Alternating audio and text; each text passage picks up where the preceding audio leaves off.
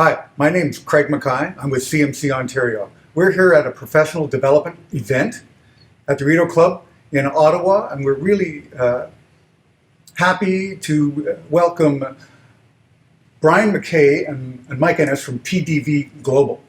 Their conversation today, their professional development conversation today, was about international consulting and providing tips to CMCs.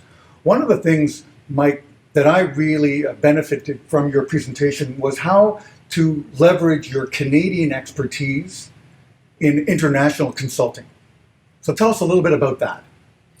Well, thanks, Craig. PDV Global has been in existence since 2001, and we built off our domestic experience here in Canada.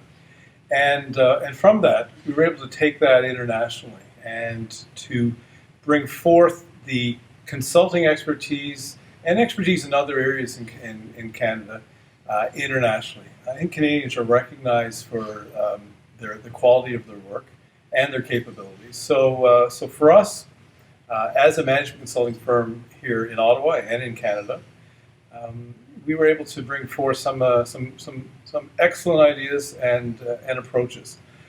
We were most recently recognized in October of 2018 with a Constantinus Award for our CATRA project, which is Canadian America's Trade-Related Technical Assistance in Peru. And we helped them integrate and consolidate their food safety system. This was a project that Canada supported through its free trade agreement with Peru. And for us, we were able to bring this forth, capitalizing on the management consultants in Canada and also the technical experts in food safety. And so tremendous project with tremendous results, and something that we're quite proud of. Brian, you talked a little bit about how to get the funding. And that's the magic formula for so many consultants who want to do international consulting. How do we get that funding? And tell us a little bit about your experience with the UN and the World Health. I thought that was really interesting. Thank you. There's many different channels to get funding and to get started. I think the most important thing is to be patient. There's a long business development cycle when you're looking at international. But there's also opportunities that come up, and you have to be ready for them. You have to be looking. And at one point, we came across, this is a rare occasion when we did actually bid on an RFP. We came across a WHO, World Health Organization RFP to do an evaluation of the Codex Trust Fund. The Codex Alimentarius sets international food safety standards. And the WHO and the FAO, the Food and Agricultural Organization, have a project that helped developing countries participate in that process, and they wanted to evaluate it. We just leveraged our domestic expertise. We're strong in evaluation and we're strong in food safety. And we thought, this one we have to go after. And we bid on it. We put together, obviously, a strong proposal. We won that contract, successfully delivered on the evaluation.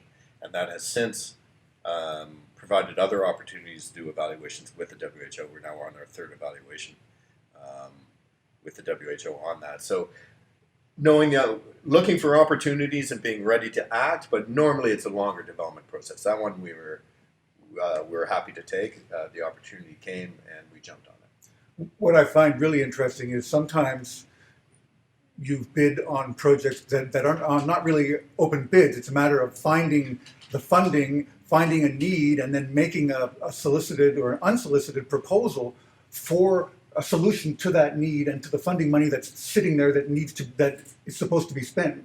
So just tell us a little bit about that approach as well. Yeah, that one causes more more gray hairs, that approach. There has been instances where there are, for example, in the Caribbean, an organization that wanted to contract us but didn't have the funding, so we have to find a source of that funding that can go to that organization so that they can contract us on the work, stuff that we have already been involved in. That can be a very long process. You're at risk because you're probably already doing the work, and it's not for the faint-hearted, but it can also reap other rewards. It's a question of is there alignment across a whole bunch of different players, and is there good faith, and do you trust them and confidence that that's going to proceed? That's one area.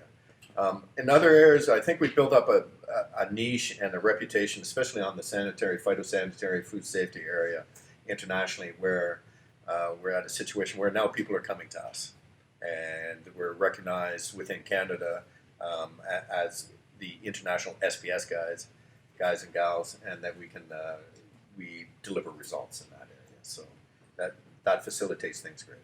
I'll also add that I think relationship building, and this is sort of 101 in terms of consulting, but one thing that we've tried to do is to build that personal relationship with current clients and potential future clients. And so part of that international experience is to continually seek out and build those sort of new and innovative relationships with clients in Canada and internationally. So navigating the complex arrangement of international and Canadian funding for international projects and building relationships, two key elements of the TDV Global success. I want to ask you one last question, and this is for CMC Canada. How has your CMC designation helped you in this international consulting work?